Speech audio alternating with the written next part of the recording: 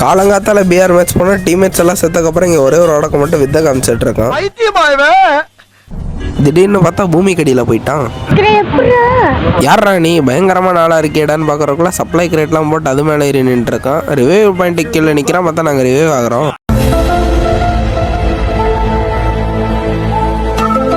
யாரா நீங்களா எங்கேருந்துடா வரீங்க? டக்கு டக்குன்னு ஒரு முக்காவாசி ரிவைவ் பண்ணி விட்ருவோம். முக்காவாசி ரிவைவ் பண்ணணும்னு பார்த்தா ஹார்ட் அப்படியே நின்றுடும். இந்த கௌசிக் கொண்டான் அப்படியே மேலே எட்டி பார்த்தா ஒரு கைப்புள்ள ஹார்ட்டுக்குள்ள உட்காந்துருக்கான். நீ யாரா கோமாளி எங்கிருந்துடா வந்த?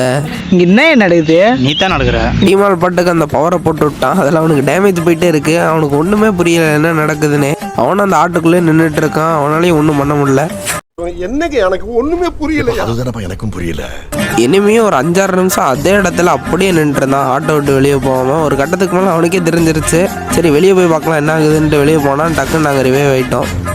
பூமி கடியில் நின்று லாஸ்ட் ஜோன் வரைக்கும் கொண்டு வந்துடுவான். மறுபடியும் ஒரு டைம் எங்களை அதே மாதிரி ஹார்ட்டில் ரிவைவ் பண்ணுவான்.